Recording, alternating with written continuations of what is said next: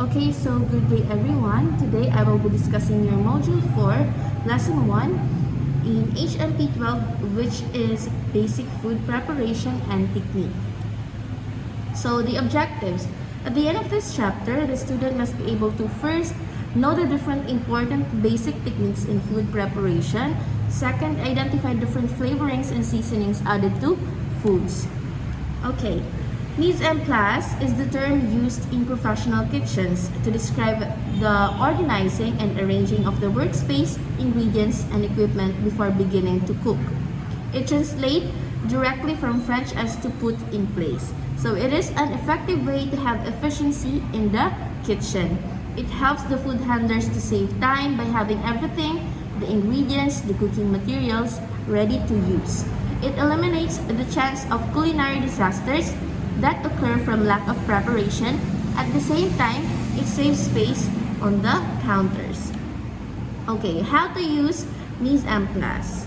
So to properly use mise en place, follow these simple guidelines. First, have your recipe handy and develop a plan. Gather all your ingredients, utensils, and equipment needed. One by one, wash, cut, dice, chop, and measure all of your ingredients.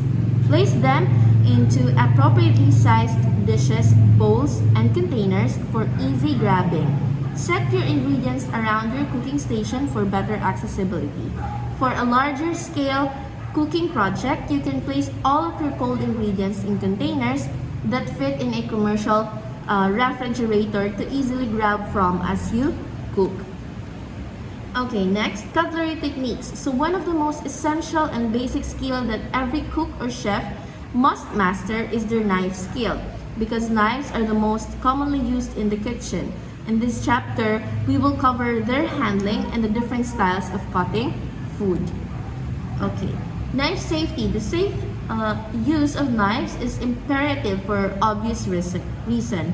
There are only a few rules to remember, but they are crucial or very important. So a sharp knife is a safe knife. Using a dull knife is an invitation to disaster. So if you try to force a dull knife through the surface of a food product, it is more likely to slip and cause an injury. Never ever grab a falling knife. The best way to avoid having to think about this rule is to make sure your knife is always completely on your work surface without the handle sticking out into traffic areas. Use the right knife for the right job.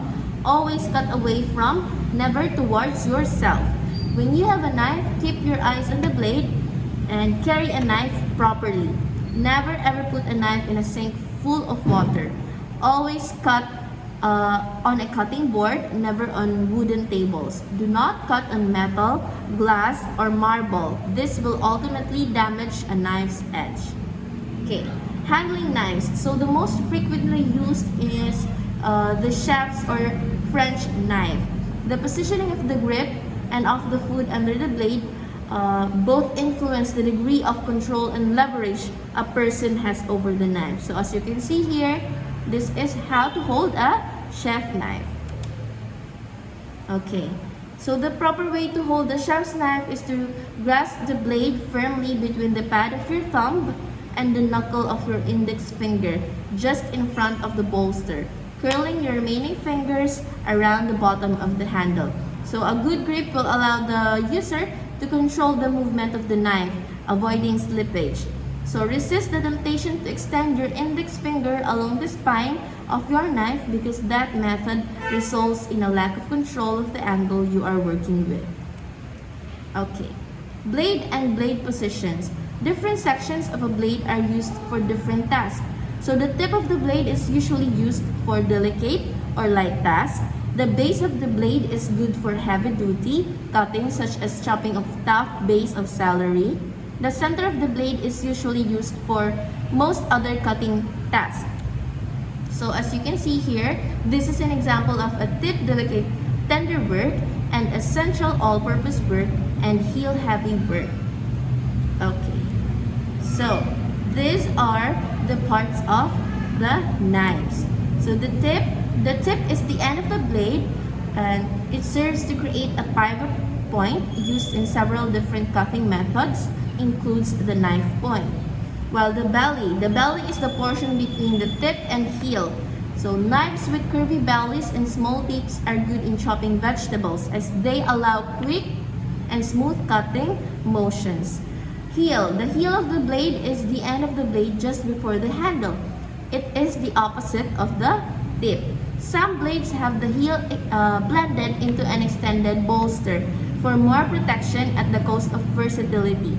So the heel allows for high advantage, providing strength for heavy cutting chores.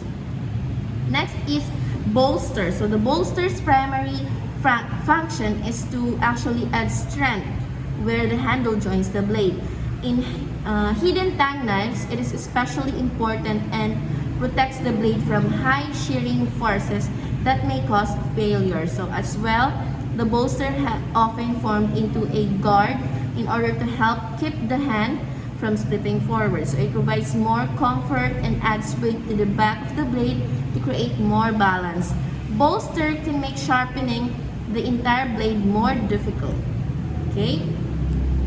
As you can see here, these are different kinds of knives which has a heel or no heel. So as you can see, we have Gyoto or Japanese with Damascus blade and Western handle. So it has a heel. Chef's knife President's or the President's Choice, it has no heel but bolstered. Japanese Santoku with hammered fish, it has a heel, while the Henkel's Zwilling boning knife has no heel. Okay, Johnson Rose boning knife, no heel. Okay, so the spine is the back of the blade opposite the cutting edge. It is the opposite of the cutting edge. The point, it is the front part of the knife and it is used for scoring and piercing. While the cutting edge, the cutting part of the blade, it is used for chopping and slicing. The butt of pommel is there to serve as a reference point for the hand. So it is commonly seen indexed to aid in grip, and so the user can identify the blade orientation by feel. Next, cutting styles. Uniformity is the usual goal in cutting food, so it allows for even heating and gives food an appetizing appearance. So cutting styles include slicing, shredding, dicing, mincing, and peeling. Slice. Cutting off food into large or thin pieces. So the base of the knife is lifted up and down with a forward and backward motion. Julienne. So this cut looks like a matchstick and has the nickname of a shoestring. So this cut is usually used for vegetables like celery and onion. So it is also a good size for cutting potatoes for French fries. So a julienne of potato is sometimes referred to as an allumette. Okay. Shred. So shredding is to cut left vegetables into thin strips. So one example of which is shredding a cabbage. Okay.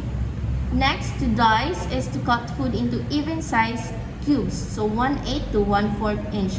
While to cube is to cut food into even sizes cubes about 1/2 inch. Okay. So this is the difference between dicing and cubing. As you can see here in the picture. Okay, next we have mince. So to chop food into very fine pieces, less than 1/8 inch. So usually we do this with onions or garlic. So we mince onions and garlics. Next we have the chiffonade. So chiffonade, this cut is mainly used for vegetables, leaves, and fresh herbs, in particular basil. The leaves are stacked, rolled, and then sliced perpendicularly, creating thin strips.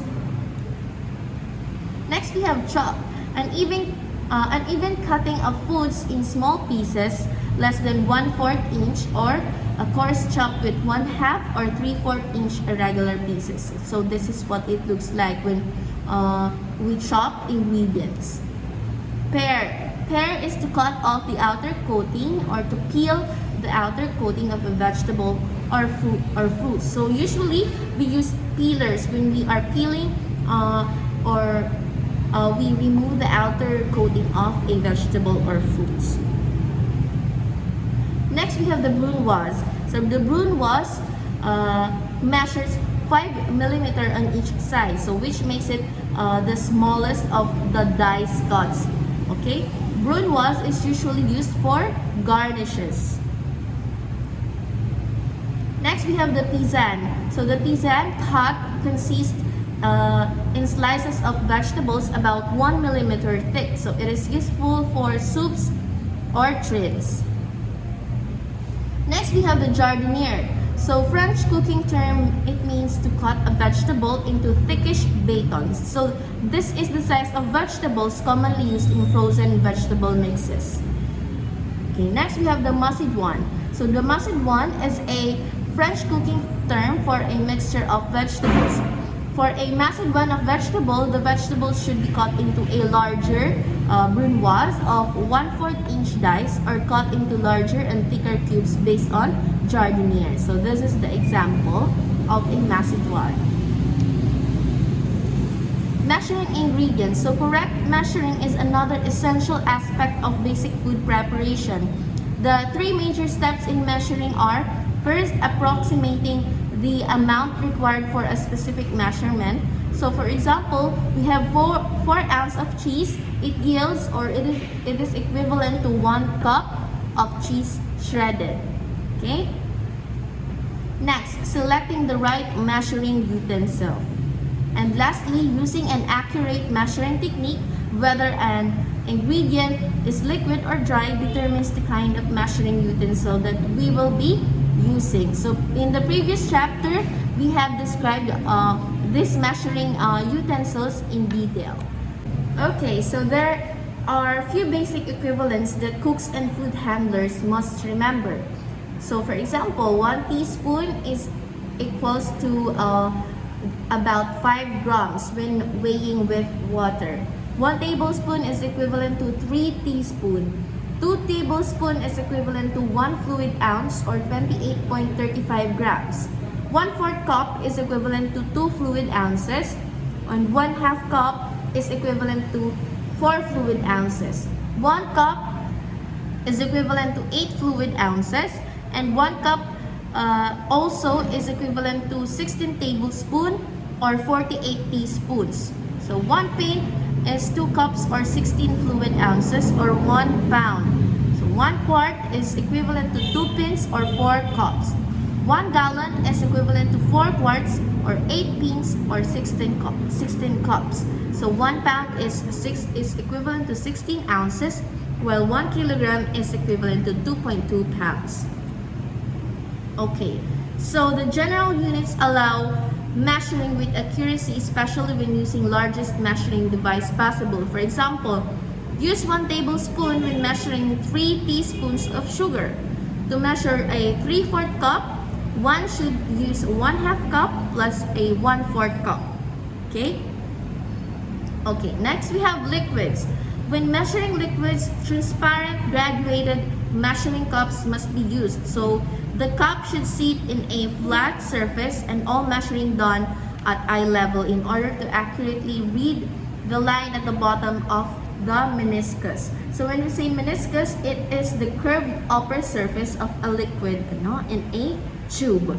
So however, some liquids must be read at the top of the meniscus, such as of milk.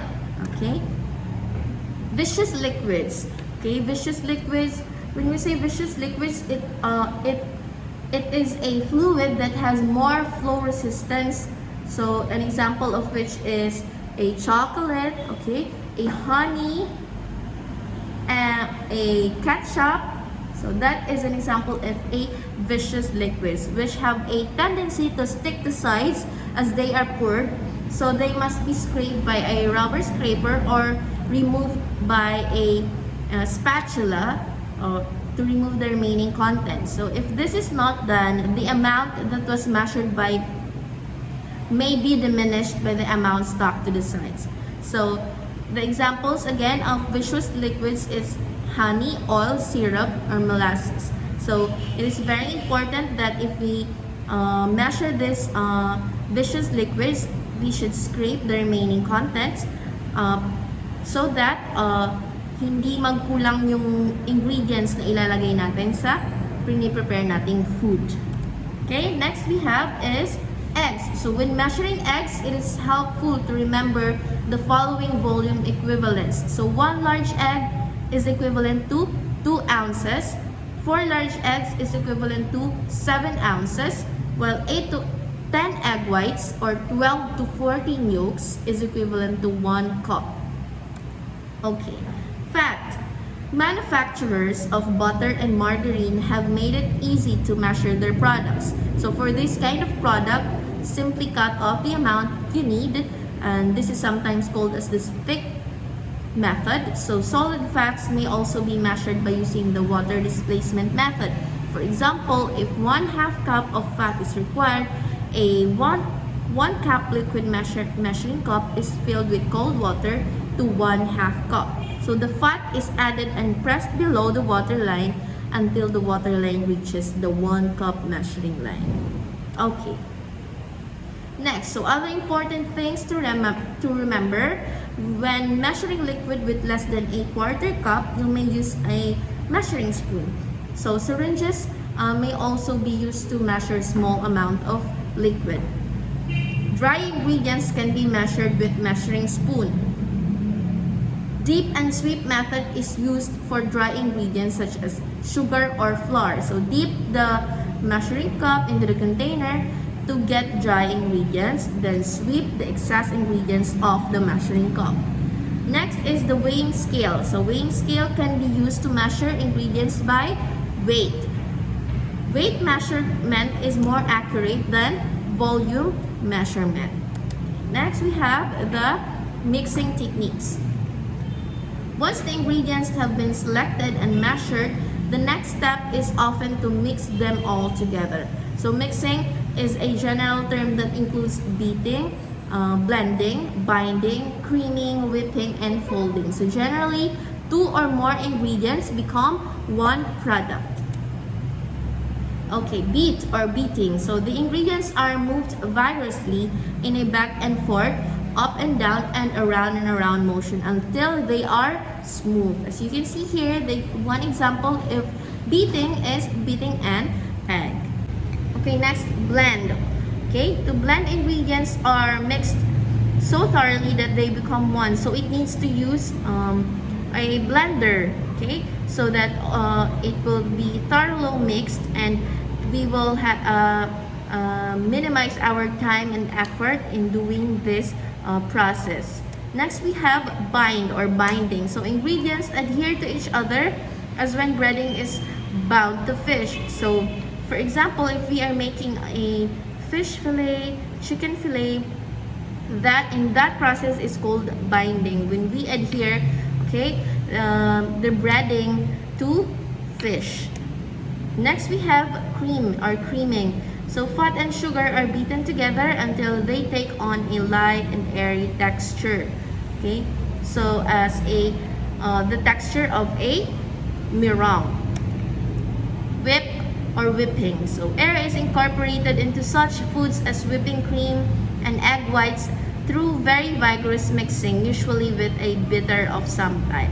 So sometimes whipping is an example of which we used in making an icing of a cake or a cupcake. Okay, next, fold. So one ingredient is gently incorporated into another by hand with a large spoon or spatula. So there are many methods for combining the ingredients of cake and other baked products, but the most commonly used are the conventional, the creaming, conventional sponge, the single stage or the quick mix, the pastry blend, the biscuit, and the muffin methods. Okay, when we say conventional or the creaming method, the conventional method, also known as the creaming or cake method, is the most time consuming, and it is the method most frequently used for mixing cake ingredients. So it produces a fine grained velvety texture. So there are 3 basic steps. First, we have creaming, then the egg incorporation, and lastly, alternate addition of the dry and moist ingredients. As you can see here, this is an example of creaming method. First, you cream the butter and sugar. Cream it together, the butter or the shortening and sugars, spices and salt until light and fluffy. Then add the eggs, one at a time, mixing after each add in. Next, add the liquid ingredients. Stir in the liquid ingredients but do not over stir it. Okay? Next, mix in the flour and the leavenings together and add them to the creamed mixture. Mix until combined. Okay? Lastly, place in the pan, place the batter or the dough into the prepared pan or tin to bake. Okay? And it is ready to bake. Next, we have the conventional sponge method. It is also known as the conventional meringue method. So it is identical to the creaming method except that a portion of the sugar is mixed into the beaten egg or the egg white, and the egg foam is folded into the batter at the end. Okay, next is the single stage method. So it is the single stage method, also known as the quick mix, one bowl or dump method, because all the dry and liquid ingredients are mixed together at once. Okay, next is the pastry blend method. Fat is first cut into the flour with a pastry blender or with two knives crisscrossed against each other in a scissor-like fashion to form a mealy fat flour mixture. So once the liquid is added, the dough should be mixed well, but not beaten at length, for this will toughen the gluten. Next is the biscuit method. So this method is similar to the pastry method except that all the dry ingredients, the flour, the salt, and leavening are first combined. So the fat is then tapped into the flour mixture until it resembles coarse cornmeal. So liquid is added last. So the dough is mixed just until moistened. Next is the muffin method. This is a simple two-stage mixing method. The dry and moist ingredients are mixed separately and then combined and blended until the dry ingredients just become moist. So overmixing will result in a tough baked product riddled with tunnels. Next is kneading. So the pressing, the folding, and stretching of a uniform mixture of dough, clay, and other ingredients, such as and one example of kneading is when you knead a dough of pizza. Okay, this is called kneading, the pressing and folding of the mixture of dough. Next, we have tossing, to mix the ingredients of a recipe such as salads or pasta by using a light lifting and fluffing gesture. The food is gently turned over and mixed together, enabling sauces and food items to be seasoned with the flavors of each item without breaking them apart.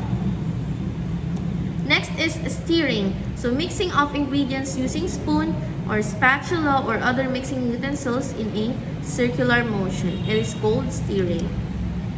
Okay, next, seasonings and flavorings. Even the most nutritious or beautifully presented meal cannot be truly enjoyed or appreciated by the people eating them if they do not taste good. So seasoning and flavorings are added to foods to enhance their flavor. So types of seasonings and flavorings.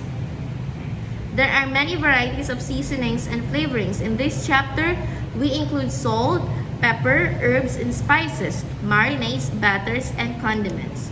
So salt. Salt is considered the second most frequently used additive. So the first is sugar. Although introduced as a preservative, the function of salt expanded to many functions. As you can see here, it can be used as a flavor enhancer. The best known function of salt is to enhance the flavor of foods. It can also be used as a texture enhancer. Salts contribute texture of ham, processed meats, and bread. Okay, ham, processed meats, and bread. Next, it can also be used as a color aid. The color of processed meats such as ham, bacon, hot dogs, and sausage is partially due to salt. It can also be used as a control agent. Bacteria and yeast are sensitive to salt concentrations, and so salt is used to control their growth. during fermentation in such foods as bread, cheese, pickles, sauerkraut, and sausage. Next is, it is used also as a binder. So food manufacturers also use salt to help form a gel on sausage and other smoked meat products. And lastly, it is used for preservative. So salt cures and has been used thousands of years to preserve of food. Okay, next we have herbs and spices. So herbs, Charles Magna described herbs as a friend of physicians and the praise of cooks. So herbs are well known for their seasoning capabilities in food preparation. The best known seasoning herbs includes basil, sage, thyme, oregano, bay leaves, cilantro, dill, marjoram, mint, parsley, tarragon, rosemary, and savory. So for the best in flavor and texture, fresh herbs are generally preferred over dried. Next are spices. Spices are distinguished from herbs, so which are derived from leaves, okay, by the other parts of the plant from which they are derived. So some examples include allspice, saffron, cinnamon, mustard, sesame seeds, ginger, or turmeric. Next are the flavor enhancer. First isolated in seaweed by a Japanese scientist and called it umami. So meaning delicious monosodium glutamate, or MSG, is one of the widely used flavorings. And it is commonly used in processed foods. Okay, next are the marinades. Marinades are seasoned liquids that flavor and tenderize foods, usually meats, poultry, and fish. So a vinaigrette is a marinade used for vegetables served cold. So the basic marinade consists of one or more of the following ingredients. We have oil, which helps preserve the food's moisture. Acid, for example of this is a lemon, juice, vinegar, wine, which helps in enhancing the flavor and tenderize the food during marination. And then flavorings or seasonings are the herbs and spices which add life to the marinated meats and release their natural flavors. So these are different kinds of marinade. We have cooked, raw, instant, and dry. Next, breading and batter. So breading and batters enhance the flavor and moisture retention of many food breading and batters. So they are usually used as coating substances. So the base usually used in breading or batters are flour, bases, and the addition of binding agent to facilitate cohesion. So example of this includes the eggs or milk. So most food coated in this manner are deep fried, pan fried, sauteed to give them a brown, crisp outer texture.